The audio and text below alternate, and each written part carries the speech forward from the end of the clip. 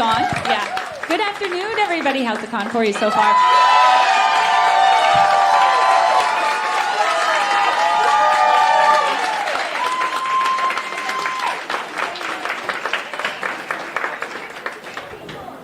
So we have Dante Basco and Janet Varney here. I think you guys all know who they are. We demand that we get 2 sets of applause. That's why. Yes. Hello, you guys. How y'all doing? How are you guys doing? Good. How's the con been so far? Nice. Everyone's been so cool. I mean, I see some people I've already met. Yeah, we have a pretty loaded room here today. I'm so close to being able to just hold this, but I guess. I think I'm going to do that too, honestly. I'm going to do this. Almost. What if I... Just pull it. A fire broke out today at a convention. Do you want this one? I'll just pull forward. Okay. All right, so yes. PrinceZuko. Hi. AvatarKorra. Hello. Hello. So I grew up, I can't even say grew up, my son was like 2 when I first watched Avatar: The Last Airbender, and Zuko was actually my favorite. Yeah, I have to tell you. I love Zuko too. He's such a good guy. and then I got my son into it. Oh, nice. Oh wow, very cool. Are they like when he was 2, or no, did you wait? You wait a little bit longer. He's 18. Are they firebenders? Any of them Fire Nation? Or? I think he would be. Okay. We haven't Fire talked Nation about in the it. house? And then we have the Legend of Korra. Yeah. Now. We do have an avatar in our presence. So, but let's play this out. Air nomads? Air nomads? Let's hear you. Let's hear you. Give us some love. No air nomads. Oh, 0 representation for the air nomads. Earth Kingdom. Earth Kingdom. Shout out to Earth Kingdom. Shout out to the Water Tribe. Water Tribe. Wow. Hold up. Is there any Fire Nation in the house? That's me. That's pretty good. I think the Water Tribe got it. I mean, we're by the ocean. Yeah. We're by the ocean. Sure. Good people. Water Tribe are good people. Let me ask you this. Where do you feel like we would need to be for Fire Nation? Inside a volcano? Hawaii. Yeah. But also surrounded by water. A lot of water. I mean, the Fire Nation, for some reason, we're such a dominant nation, but we choose to be in the water. Yep. Like we have a love great to be in that Navy. water. We just want to be surrounded by our biggest nemesis at all times. Yeah. Practice fire on that ship. Yeah, and we have a wooden ship. I mean, we're Fire Nation. We don't care if the world's against us. We are going to dominate with wooden ships in the ocean. Are they all wooden, or is that just your old ship that you ended up with? I mean, I got my dad's old boat. Yeah. That's all he gave me. Bless. There you go. This is basically our podcast. This is what No, Dante and I that's do what on I was Raving going the to say. Elements. You guys have a podcast, and how many of you out there watch? Listen? It's a listen. It's a listen podcast. Yeah. Yes, And- I mean, Braving the Elements is a podcast we've been doing for a few years now. We started during COVID. Yeah, started during COVID. But now Janet Varney, she created the show. She's an OG podcaster from back in the day. The first podcast I think I ever did was hers, which is called the JV Club. And so she brought me along on this journey, on this podcast journey, which has been amazing. Oh, it's been so fun. It's been so fun. And we both have other things happening in our lives, but then we would go to cons together and we would do panels like this, and people would ask us questions about the Avatar verse, and we'd be like, God, we didn't know. I know this, but it's been a minute. Yes, but and now we're watching. No more. We're watching the show, and we're going. For people that have not listened to the podcast, we go from episode to episode. We just finished book 2 this last season. We're about to start book 3, but we're going episode to episode, deep dive, and we get amazing guests like the creators Mike and Brian, all the cast members from Jack DeSena who played Sokka to Michaela Murphy played Tom, everybody, and then also animators, also music, also fans that come in and share their points of view on the show. We have great fun kind of contests and game show things we do. Yeah. And so we are getting our PhD. Mm-hmm. We're going to share one Avatartronics. I didn't go to college, so Avatar Versonics. Avatar Versonics. I I think you're right. I think we've never said this before, but I think today here we are deciding for the first time that we will only earn one PhD. We'll share it. We will split between us. Split it. You can Because be we're Doc, I'll be Tor. Yeah, exactly. Well, Jen is like the straight A student from the class with all the answers before. It's so annoying. Hand up. I get so excited. I'm the kid in the back of the class that kind of, I watched the episode.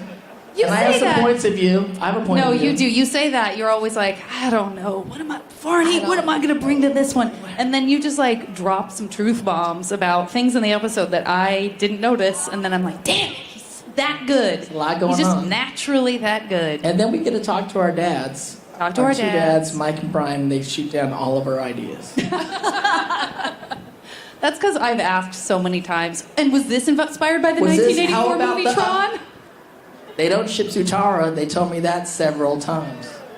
Yeah, but Sorry, a lot, Dante, that's not how it's supposed to go. a lot of the writers on the show Did though. did ship Zutara, and There's a lot we've of heard writers. on the podcast. We have, it's not just every episode of the show. We have every other episode. It's like 44 episodes for the Right. first season because we have so many deep dives that Right. aren't about an individual episode. And we definitely had writers saying they were fought, like fights being fought.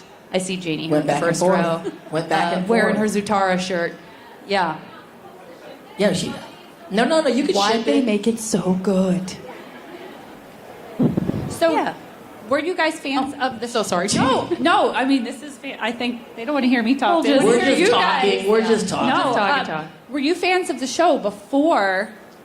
There was You no actually- show before I came to the show. Yeah, I was gonna say I definitely was, but this one didn't know. We didn't know he was what we were getting doing. into. I didn't even think the show was gonna go. Oh, Well, the thing is, like, we're actors and we work on a lot of things on camera, voiceover, especially voiceovers. You do pilots, and there's a lot of great people, a lot of great ideas, and of course, you're so stoked to get any job as an actor. Like, we're gonna do this. But originally, when I did the first pilot for Avatar, even our first full season, it was like, this isn't Nickelodeon. Like, what are they doing? Right. Because you, as an actor, you might know too many. Like, you walk in, you're like, you walk into Nickelodeon, there's Double Dare slime on the building. This is like back in the day, right? And then there's murals, 20, 30-foot murals of SpongeBob and Cat Dog and all the classic stuff. You're like, I love Nickelodeon for that. And it's so beautiful and so many, like, it's like walking around a candy store and then they give you a script and it's like some epic anime-inspired Asian thing, and I get this character, they give you a drawing of the character you're going to voice, and it's some dude with a ponytail, And a horrible burn. a horrible burn on his face, doing a kick, and I'm like, what the? I'm like looking at the producers like, this is cool that y'all doing this and everything. This is never going to make it on air. Not on Nickelodeon. yeah. No way. I'm like, this is not Disney XD. What are we? This ain't Crunchyroll. What are we doing? And so, and what's crazy is like they've done the Avatar verse. They did Avatar, then they did Korra, but they haven't done anything remotely. Yeah, it's not like, and that cracked open the Like- whole new way that Nickelodeon Like is. now all the Nickelodeon's doing shows are anime. like that. Yeah, No, right. they're not. They're not doing that. They're still doing Dora the Explorer. Yeah. But guess what? But They got guess what? Avatar Studios Yeah, now. Avatar so Studios, so- we shall so new see, things are friends. coming. We shall see. So, if you guys have any questions for them, there is a mic over there. If you want you can line up behind it. Please. But Janet, you said you were a fan. Yeah, and when that happens, you have to check out on that fandom because you can't let that part of your brain play while Yeah, it's you're different 'cause auditioning you guys, for something. Your whole gang. Yeah. Our gang didn't know what was going on. Yeah. Our gang knew but felt the tremendous pressure Right. of coming off of that You're the show. cool gang. But luckily, everyone loved The Legend of Korra. Yes. No, that's okay. No, hold on. we know the truth. I mean, I also came back in Korra, which is cool. I get to play my grandson, General Iroh So the good. second. So good. And, what a great choice. It was cool to go visit the new gang. Yeah. I did feel like an elder statesman. I felt like a college student going back to high school to tell the varsity Yeah. team, like, hey, we already won state championships. I know you guys are gonna win it too, but Yeah. we did it one time already, Yeah. But it was fascinating to kind of come back and see you guys and do your thing. And so, I mean, just the world's now now you're gonna get to come back and see a new gang do their thing. And you could be one of the cool kids, one of the cool older kids. Yeah, I'll make him kiss the ring. Kiss He the didn't do ring. that. There was no ring. He did not do that. No, I was, because I'm not an avatar. I'm just That's right. a lowly Fire Nation general. Don't you even. He was my favorite, though. Oh, so good. We do so have good. audience questions. What's your name? I'm Eve. Hello. What's up, Eve? Is that a Katara? Are you doing like? Yeah, is Eve's that a- like rocking this sort of like, yeah, I could go out and grab a sandwich and I'm still Katara. It's so good. Casual It's actually Streetwear. a bottle cap. It's a that I bottle made. cap. That blew That's my mind. genius. It's It's awesome. beautifully painted. It's Thank you. so I had great. that necklace for a while. Just a little I had it for a while. You know. Yeah. I gave it back. Yeah, you gave it back. I gave it back. bit. After using it to, track them down. After yes, it had uses, but I did give it back. Of course. Track them down sounds so harsh. Keep track of them. So my question is, will there be an episode of the podcast that talks about how Korra really paved the way for LGBTQ representation in kids' cartoons? Yes. And the challenges that the creators face to make that happen? For sure, I think yeah. for sure. Yeah, absolutely. Korra feels so far away, especially because we've been waiting Right. for our record dates to start for Book three. I can't And then wait. book 4 of Korra feels so far away, but there's so much I want to talk about now, you 'Cause know? I haven't seen. She knows. I haven't seen the whole Korra. I mean, I've seen my episodes,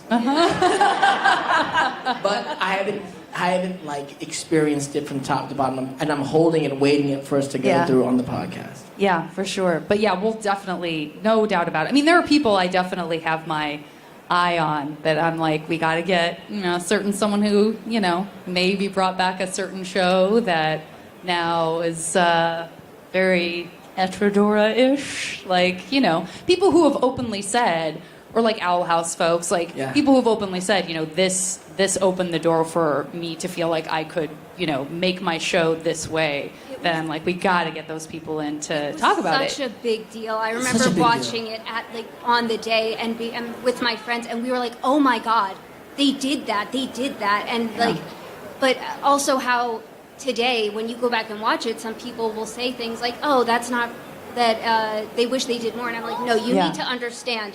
This was a really big It was deal." humongous. Yeah. The This finale was so was big. crazy. Yeah. And I remember being so proud of Mike and Brian. Not only the finale, but then on Tumblr the next day when they Oh, made yeah. when they made it canon. Yeah, they canon owned that. on Brian's Tumblr. I was like, Yeah. wow. And shout out to Tumblr days, first of all. It was everything I saw was why are the lesbians holding hand in the light beam? Yes. And I was Yeah. it was humongous. I Yeah. mean, it's hard as things go on. People don't always get to see things in the time and space in which they were created, but that time was humongous. But that was also the kind of the conversation around that then. Like that's when that had happened, so many of the panels that I was doing when I was doing cons were really focused on that. And that was the number one thing that we all agreed upon was like, isn't it going to be crazy in a few years when people are like, I don't get it. Why was that a big deal? Why is that a big deal? It's like, yes, we want to get to that point. Like it's that even though we should learn from those who came before us, we must also forge our own path. It's, yes, we can acknowledge the importance of this history, and at the same time, it's good and okay for people who are younger than us to go, well, why is that What's a big the deal? big deal? Yeah, Thank you so Yeah, much. Thank you. Thank you. I look forward to that episode very much. Oh, I can't wait either. Hey there. First off, big fans. What's your name? Tyler. Hey, Tyler. Hey. 2 questions. First, you said you speak to fans on the show. Is there a way to get on the show, or how does that? There is. There is. What is the way? Is there a hotline? Well, yeah, there's a hotline. It's the signal you beam into the sky. No, we have a casting, sort of a casting director, I guess is the right term, word. yeah. But yeah, and her name's Danielle, and she's wonderful, and she's been super active on the Avatar: The Last Airbender YouTube channel for many years, and she tracks socials and stuff like that. And so if you want, you can write me, just Janet. Slide in the DM? Yeah, no, don't DM me. It'll get lost. I don't even look at my Instagram DMs. But I'm don't too slide scared. into the DM. Don't slide. Don't slide. Instead, slide. pop into my email from my website, which is janet@janetvarney.com, and just remind, just say we met. I said I was at this con. I really want to be considered for one of the Superfan shows, and then I send that along to Danielle, and she's very, very good about keeping a file and like following up with folks and stuff like that. So, Right, awesome. yeah, hit us up. And the second thing is I'm trying to become a voice actor. Yes. I'm already taking classes from Nice. Bloom Fox Studios. Awesome. I'm already working on a audio series with Great. several upcoming voice actors for as veteran voice actors. Do you have any words of wisdom? I mean, I think you're doing it. Yeah, I think it's So, just yeah. You're studying. You're on the path. You're like it's a lifestyle, man. It's a marathon. You know, there's no real like shortcuts to the game. It's kind of what you're doing and kind of build your resume, and hopefully your work gets out there and gets Well, in noticed. that case, Dante, I've noticed you put a lot of passion into Zuko. Do you have any life experiences that made you reach said passion? Yeah, I mean, I've been an actor for 37 years now, which is crazy. 37 years in a very hard business. And the thing about it is, what you realize when you play roles as an actor, voice actor, on-screen actor, you play the role where you and the character intersect, and that's where you play it. And with Zuko, yeah, I've had a lot of like ups and downs in my life, and even during the time I was playing Zuko, I was going through a lot of turmoil with personal things, and I think that kind of made its way into Zuko's DNA. And so, I mean, that's the good. You know, they say when you're in the industry, you have to have good luck, and good luck doesn't mean getting good. That's your job. That's what you're doing right now. The good luck and the good fortune is that the right character and the right actor meet at the right time, where, you know, some magic could happen. So, thank you. All right, awesome. Thanks so much. Thanks, Tyler. Hello. Hi, Hey, What's your name? my name's Omari. what's up, Omari? Hi, my question is, if you could bend any element, which would it be and Fire why? Nation, what are you talking about? Like in real life. Thank you, Omari. Next question. No, go ahead, Janet. What are you doing? She's the avatar. She can do I it don't all. have to pick. I don't have to pick. No, but I mean, I'm pretty water tribe when it all comes down to it. Also, Earth, I think for sure. I mean, I'm definitely like. I feel like I'm surrounded in my comedy life by Earthbenders, and I definitely got a thread of that running through. But I mean, Earth water. is so everywhere. So Earth is definitely like Earth to be cool. There's metal all around us. I mean, you have to be high. You have to be a top tier, S tier, to be bending metal. I would think so. But I mean, if you're by the water tribe is 100%. yeah, let me just say, anybody who comes up with a tattoo that says "Earth is everywhere," Dante Basco. Earth is everywhere. I appreciate and question your commitment. Earth is everywhere. But I'm Fire Nation. Forever. What about you? What about you? What you doing? I guess, I don't know, maybe water or air? I'm not sure. It's hard You to can be our one airbender. Air's cool. I mean, of course, representing everybody the wants to room. fly. Yeah. Yeah. Exactly, yeah. But no one really just understands that once you start up there flying, it's cold. Yeah, that's why. They don't realize. I mean, I ride motorcycles, and if you ride motorcycles, you know, once you start going at a certain speed, it's cold. Yeah. So, Yeah. y'all don't know. Air nomads don't know. Like, you know, you need to be right apparel. Yeah.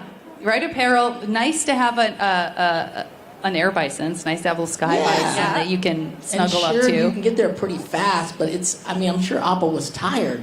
Yeah, Appa gets very It's tired. a We know long this. ride. I'm not gonna. We know this. Even if you can get from across the country in 6 hours, like an airplane, Yeah. that's still a long time. Like, when's the last time you Oh my walked 6 God. hours anywhere? Nowhere. I've never What's walked it? 6 hours. Is it the chase? The chase where we just see Appa and everyone is just exhausted. It's exhausted. You Oh. probably have to at least fly as much energy as it takes to walk or Yeah. run, and you can't run for 6 hours. And then I also, can't. I don't know how much energy you get from hay. But it sounds like you have to eat a lot to be able to fly across the world. But I mean, That's a shout lot out of to Air hay. Nomad. Shout out to Air Nomad. Yeah. It's- Thanks, Amari. Oh, Great you're question. welcome. And I'm actually a Zuko and shipper. You're a what? Zuko and Jin shipper. Oh, Jin? yeah. Oh, me too. Yes. Shout out to Oh, Jin. Jin. I think So Zuko great. had to go. I think that's one of his first things as Fire Lord. He had to go find Jin. Yeah. And, I could have also seen Sokka with Ty Lee. Yeah, Yeah. I like Sokka. I feel that, yeah. Sokka gets all the girls. Sokka gets all the girls. He does I. He does, yeah. Does I? Hi there. I have a question for both of you. What's your name? Ben. Hi, What's up, Ben? Sorry, we're forcing everyone. We just No, like we to want know you to people's know your names. names, Ben. The two of us need the. I don't know. That's it. Anyway, speaking of Force, I think we all kind of know that Dave Filoni did a lot of episodes of the first season of Avatar.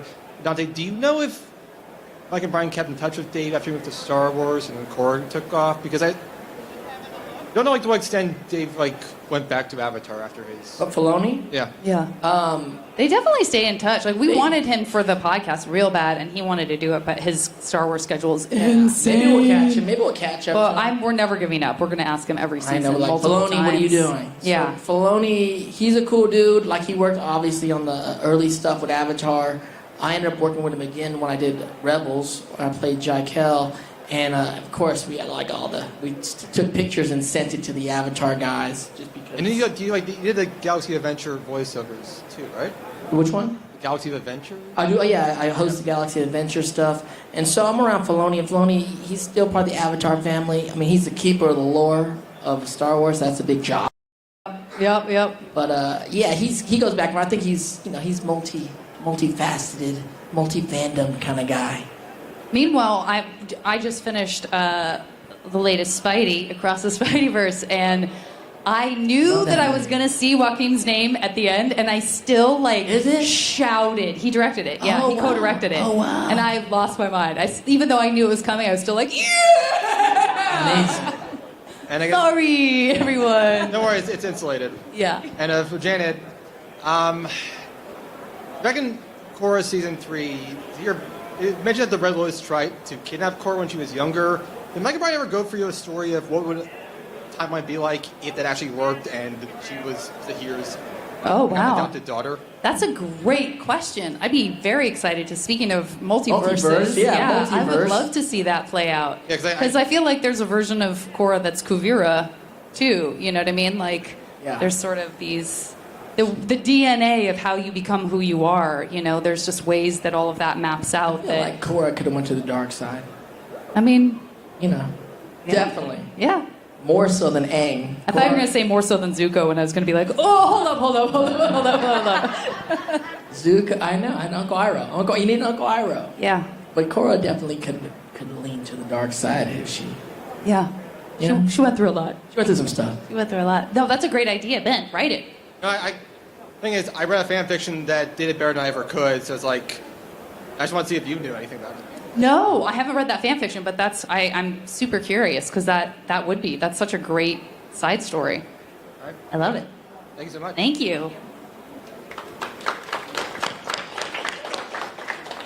Hi, I'm Jay. Hey, Jay. What's up, I just Jay? want to say I loved you in the debut. That's a really deep cut. Thank you so much. I'm Filipino. Though. Hey man, shout out to the community. What's going on? And shout out to Fabulous Filipino Fabulous Brothers, Filipino which Brothers, is my Dante's new- movie with his bros. I Yeah. love that movie so much. A new Watch Filipino film, yeah. it. So good. And I also want to say, Korra is the best Avatar. You can find me on that. That might be a hot take for some people. They're all the same Avatar, Jay. They're all That's true. the That's true. same.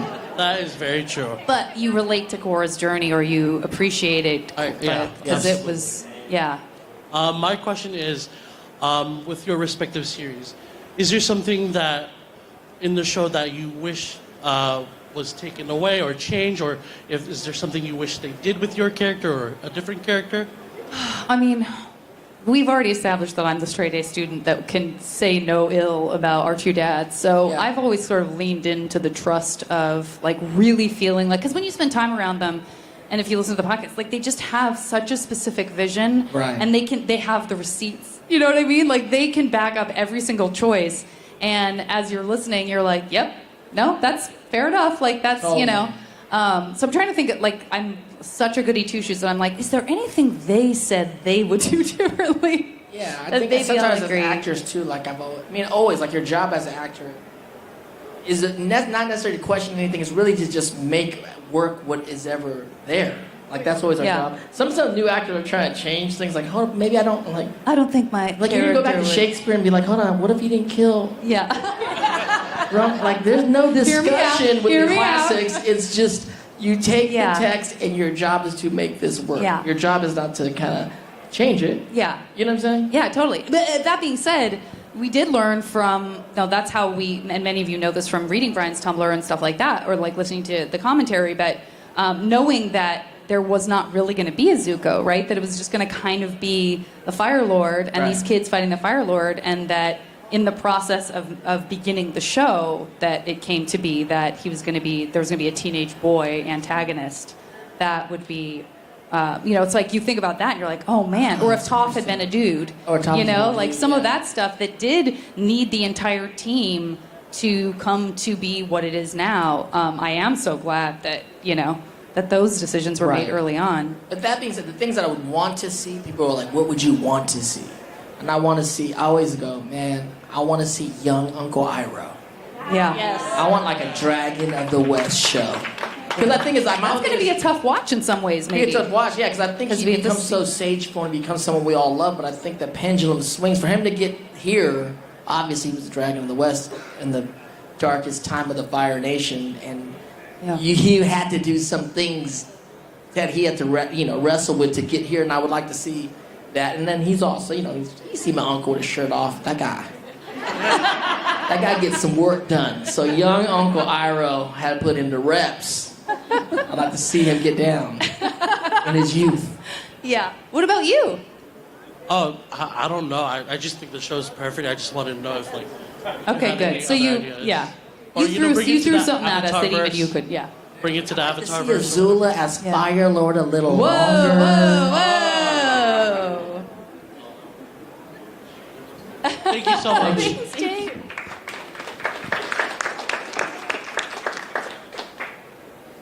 Hi, I'm Cindy. Hi, Cindy. I've had the pleasure of watching Avatar and part of Korra, because we're right in the middle of it, with my 14-year-old daughter.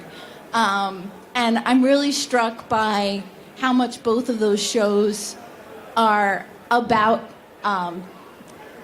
teenagers and young people finding themselves and finding their place in the world, and the struggles that Korra goes through, and Zuko, and also being a fan of Janet's JV Club podcast. I feel like it all kind of works in such beautiful synchronicity. So I just wondered, specifically Janet, like, what was it like doing Korra and your podcast? Like, did you find a lot of parallels? And Yeah, for sure. And that was just one of those weird synergistic things that happened. I had wanted to do a podcast. This is now like a dozen years ago or something. And back then I was like, no, everyone has a podcast, which is so adorable now to think back on and think that.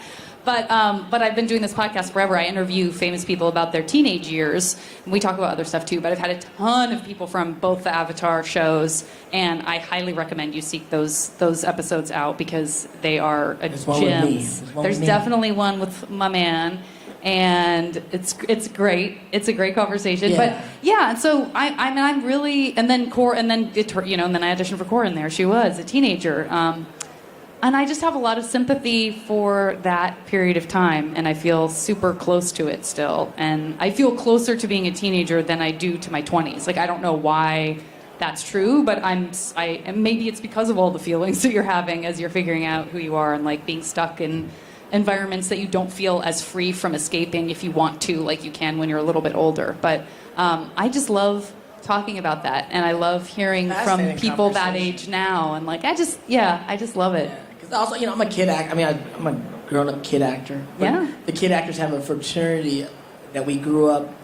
You came on screen and people got to know about you, and your adolescent years are forever. Yeah, that seems hard. Capsulized. That seems really hard. Yeah, and then you do it for a long time because, I think I played a teenager for like 20 years.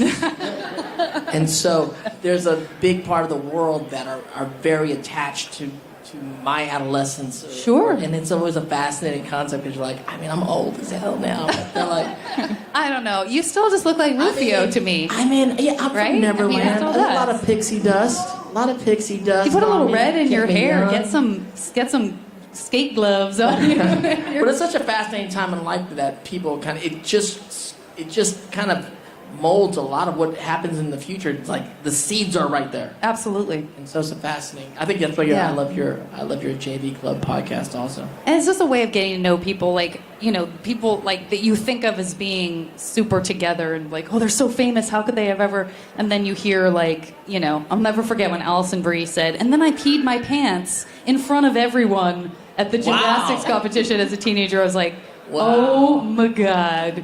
This podcast is crazy. gold. That's crazy. Yeah. There's some good ones. There's some good moments. At the gymnastic competition? Yeah. You can't even hide it. There's no hiding. Openly, everyone knew that she had peed herself.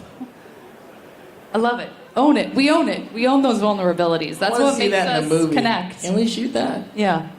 Yeah. Thank you, Sandy. Thank you. What's up, Korra / Hi, how are you? How are you doing? Good. So, two-part question.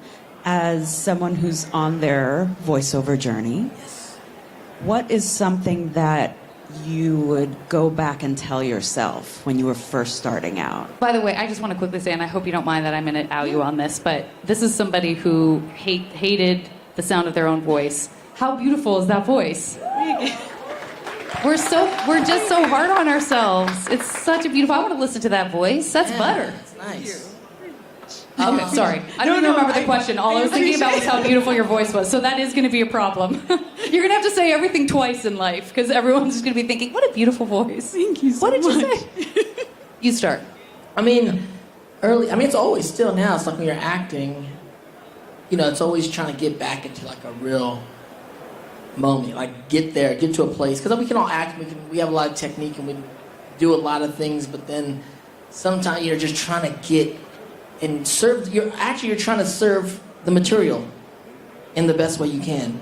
And so sometimes when you're acting in certain scenes, you get to a place of like, I would say it's a truthful place as an actor and with the material, and then when you hit those spots, it's like, remember, like, this is what it feels like when you kind of hit the right, it's like music, like the right chord in music. It's like, oh, here we are.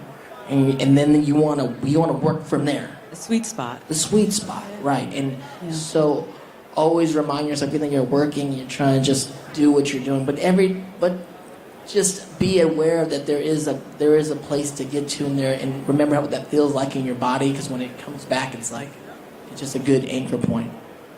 And for me, I think too, like, because we both do a lot of on-screen stuff as well, I'm still more insecure about doing voiceover, which in some ways seems like kind of antithetical to what you would expect, because it seems like there's more to have to worry about when it's your whole self. But with voiceover still, because it came second, because I was doing on-camera stuff first, I still kind of I feel an insecurity about it, where you can get analytical about yourself. You can get analytical. You the don't. best acting is when you're not looking and thinking. Yes. When you're looking and thinking of yourself when you're acting, where I'm not doing good. For sure, but with voiceover, you're looking at a script, so Right. you can't ever escape that. So you have to find a way to on get. Your voice too. You're like, I'm concentrating too much on what I sound like. Are my lips too dry? Am I breathing too hard into the microphone? This is too real. Yeah, I mean it's definitely a thing. So I think finding that sweet spot. It might be a different process, or it might take longer with certain things. But when I get a acting job on camera, I never think I'm going to get fired. But for some reason with voiceover, I'm like, they're not going to want this. Like, I don't know what it is. It's like I think I get fired every gig I ever do. Still, I'm like, there's not never, too late to fire me, you guys. There's never a great time to tell your podcast co-host you're kicking him out of the podcast. There's never a great time. But it's been a good run, you guys. Thank you. So some of that doesn't go away, but that's part of it. That's part of the. Thank you for that. Good luck on the journey. Thank you.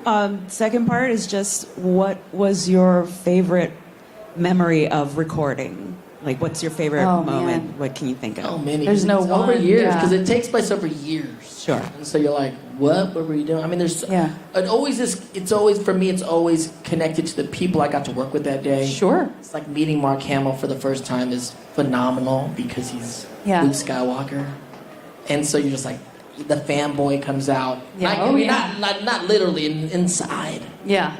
I mean, those guys, working with Jason Isaacs, I'm a big Harry Potter fan, and he's behind you, and it's like Lucius Malfoy, yelling at you and like, damn. Yeah. So things like that are really phenomenal. But then also, I watched Mae Whitman grow up, who's now she's an adult and just a phenomenal actress, but I've known her since she was 12, and to see her kind of grow up and drive for the first time to the booth, and I'm like, you drove her by yourself? What are you doing? So like that, and Jack, I saw Jack grow up from like high school to like now he's a father, and I'm like, Yeah. and we spent so much time in the studio together with like the gang. It's really, that's what it's part of your life. Like when you do a show and it goes over years, Yeah. you like have all these seasons of life together, which is amazing. Absolutely. And it's so amazing that we get to kind of keep that alive by getting to do events and stuff. And that's part of the reason we did the podcast is we're like, we can rope everyone back in, talk to them all the time. Now I get to do improv with Jack. And, that's like a cross-generational show thing that I'm like, yes, like this is my favorite. Korra wants to hang out with Sokka. Are you kidding me? Of course she does, So, yeah. Thank you so much. Yeah. Thank you. Thanks, Rennie. Hello, my name is Kofi. What's your name? Kofi? Kofi. Kofi? Kofi. First, I just wanted to say thank you because you guys have contributed a lot to my childhood. I just want to let you know, as well as like a bunch of man, childhood. thank you. Other people here.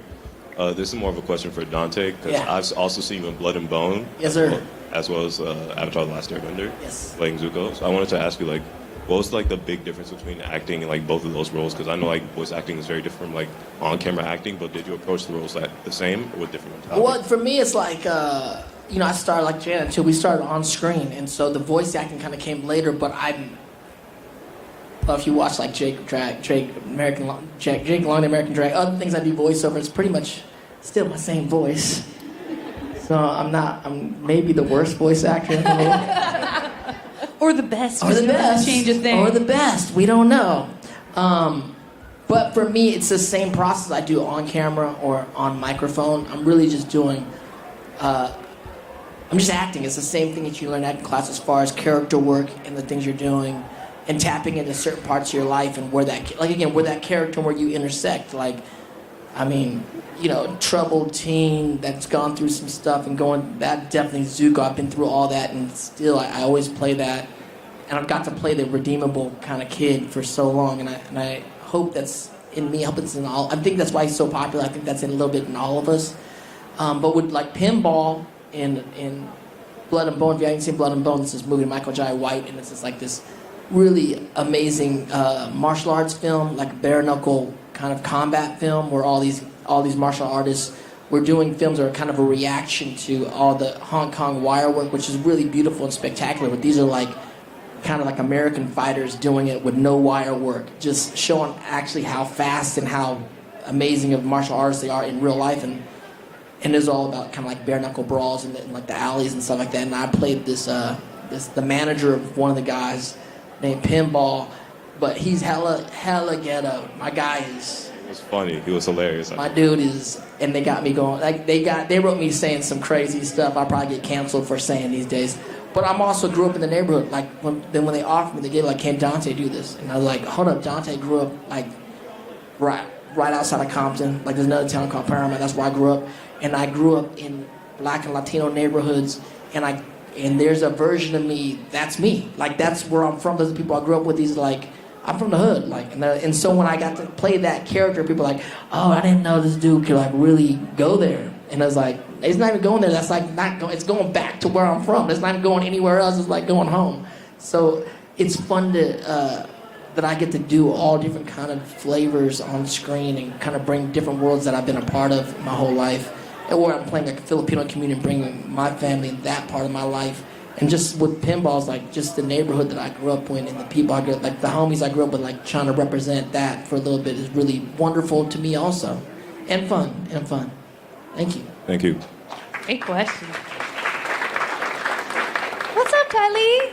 Hey, how are you? Good. How you doing? Looking good, Ty Lee. Thank you. I'm trying. So my question is regarding Azula. I was wondering, do you think she deserved a redemption arc, or can you? That's the question. We did a whole episode about this same situation. Oh, you did an episode already? Yeah, Oh. you should check it out. But it's such a great question and so fascinating to think about, right? Yeah. Well, that was a conversation that we had through the course of the podcast. Was like, calling someone a villain, and then having the conversation about calling them an adversary instead, and trying not to be kind of so one note. Although I would say that, like, except for Zuko, and one of the things that makes Zuko so special, and yes, sure, Jet, and some other folks in the first series, but you know, like Ozai, we don't have a lot of questions about, you know, his redeeming qualities. Yeah. Azula, there's a question mark there, in part, I think, because we know where she came from, and we saw what it did to both siblings, and kind of how they responded based on how they were being treated and stuff. And it's a great question. I think they're both children of abuse, and you get to see one sibling go one way and the other sibling go the other way. I think I'm a sibling. Like, I have 5 brothers and sisters, and just as that, like, you want to see you want to see, you know, your siblings, you want to see that redeemability. It's hard. It's Zula hard. went over the edge, though. She went over the edge. She went too far. You see that. She went too far. You see that happening in real life, that feeling that Zuko has with her, where he keeps wanting to trust her. And you see that, I think, in families where sometimes somebody's just, whether that's their development or I guess it's a little of both with what their brain chemistry is when they're born, they keep, you know, the family's like, I will always love this kid, but like this kid keeps doing X, Y, Z. So it's really hard to say. I think whatever happened to Azula, I'm concerned that it happened early enough that the most sympathy I feel for her is that I don't feel like she gets to feel crazy. joy. Let's be honest. She doesn't get to feel any joy. She doesn't get to really connect with someone and trust someone and feel that. I feel like, let's go back to the first time we see her. It's like the end of like book 1 or something like that, and they like pan to her and she just has that devilish smile on her face. Her version of satisfaction is at the pain of other people, and that's really, to me, that's really sad. She's you know my what I mean? little sister. She's my younger sister. She's the younger. About that in the show. She's like doesn't care. She's the younger sister. She has no respect for Zuko at all. I mean, she got that blue lightning. She's always trying to flex that blue lightning. Poor Zuzu. A great Delilah, where's she at? And, well, you know, I do want to see the sibling, but then I want the redemption in my mind just as a humanistic thing, and I think it would be beautiful. But then Brian, one of the creators, was like, well, maybe she's Joker. Maybe she and Joker within the DC world is like, maybe she's just becomes like too far gone. Yeah, and the ultimate like relish. We all love the Joker too, and like I don't know, do we want to see the Joker get redeemed? He's the Joker, and maybe she's becomes the Joker. Who knows? We'll see what happens. Yeah. We don't know. Do you think you could see anything like in the future? Maybe possibly a redemption arc happening somewhere in the future? Because in the books we see her mental health goes off. She does have a sort of She goes off the deep end. I don't know. So we'll wait and see. The great thing is the Avatar verse is expanding, so I can't wait to see what happens. Yeah, for sure. So we do only have time for one more audience. We have 2 more. We got time for 2. Thank you again so much. Thank you. We'll do 2 more. Well, we get 2 more. We'll just be We'll be quick. fast. We'll just be Yeah, quick. we'd love to yap. Hi, my name's Rob. So one of the things I know you guys did for a long time was go through a lot of the episodes and kind of analyze a lot of them, like from start to finish. When you kind of examine like Zuko's character coming from being, you know, this exalted prince to becoming a banished prince to becoming a complete nobody within Ba Sing Se, do you ever feel like they have some regrets on whether or not to have explored Zuko being completely normal within Ba Sing Se, like experiencing the life of being like a normal teenager and kind of having that weigh on him as he gets towards that point? That's a really good point, Rob. I think you might have just hit the nail on the head of something I kind of do wish would have been. That sort of goes back to maybe Jay, your question. Like I would have loved, because I remember saying that when they're serving tea and he has that perfect day with Iroh of just serving tea, and like there's so much joy and pride in it, and it lasts no time at all. So I think you're right. I mean, part of that would be perhaps having to understand what it feels like to be a regular person in a context in which you suddenly start seeing your actions of the past in this new way. I think Ba Sing Se, the Tales of Ba Sing Se, we get a little glimpse of that with him going on the date with Jin, and like we get it. I love that episode, or at least that part of the episode, because you get to see him just as a teenager doing what teenagers do, going on a date, being nervous, and he uses fire to create something beautiful. Yeah. And soft. Oh, yeah, and yeah. lovely. You know. I mean, Zuko. That's such a great question, He Rob. wants to be regular, but he's just not a regular person. Yeah. He's a royalty kid. He's a prince. Yeah. I'm sure if we talk to Prince Harry and all them, they want to just be regular for a day or two too. But guess what, Harry? Yeah. The world's on your butt. That wooden ship has That's sailed. gone. We're following you. We're trying to find out what's going on. I mean, to follow up on that, I mean, when you kind of analyze both into Zuko's and Iroh's situation, especially when you start getting into Iroh's son, especially during Tales of Boss Things Say, do you ever feel like the plot twist should have been that Iroh's son just yeeted out of the army and then just pretended to die, and he was actually there the whole time? Whoa, you're crazy. blowing my mind right now. And like have that kind of like boil over to everything where Zuko has Maybe kind he's of back. Maybe he comes back later and the blue spirit returns and we think it's Zuko, but it's actually Iroh's son that comes back to do some. Oh my God. I'm writing new stuff now too. Hold on a second. Hold on. Oh no. Thank you. Thanks, Rob. Okay, last one. Last question. And I don't even remember if you told me your name. I just think of you as Amity's dad. Amity's dad. Sure, you can go by that. Also, Jay. Yeah. Well, so first I wanted to thank both of you because both of your shows made me being a dad so much easier. But the question I had, and you guys can answer really quick, was there a particular episode or scene that each of you voiced that either because of the episode itself or because of the emotion that you drew upon was very difficult for you to get through? I remember a heavy episode, like when Zuko's on the mountain, he's yelling at the wind and he's screaming, and I just remember being at a certain point in my life and talking and being in the middle of shooting something else and going through a lot of madness. It wasn't hard. The thing as an actor, the great thing is everyone's mad, everyone's emotional, if you sit there a while and you look at people, everyone is on the brink of tears at many times in our life. We just don't, as regular people walking around, we don't have the permission to feel all these feelings, right? As actors, we have the permission to do this. And so that's one of our jobs. We're like, that's the one good thing is like we can just go, yeah, today I want to lose it. Today I want to lose it with anger or lose it with tears. And so it's not really hard to get to. It's just the permission to feel the things that you are feeling and having a place to like let it out. Couldn't have said it better. Completely agree. Yeah, the hard stuff is the kind of the best stuff when you get to let it out. Yeah. Yeah. Thank you, Great everyone. group. Thanks, everyone. Thank you, guys. I did want to congratulate you on your engagement. Thank you so much. I appreciate it. If you guys have not done so already, they will be at their tables. Yeah, come say hi. true. Come We'll be say at our hi to tables. them. All right, thank you all. See you at the table. All right, Thanks, thank you guys. everybody. Cheers.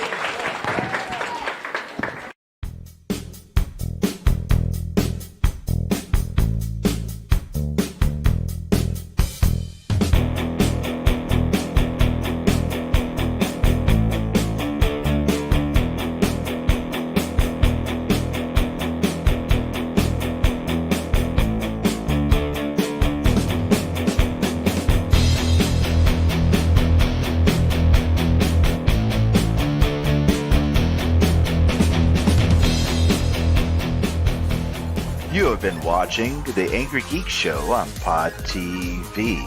Visit our website today. And for guest bookings, email us at theangrygeekshow@gmail.com today.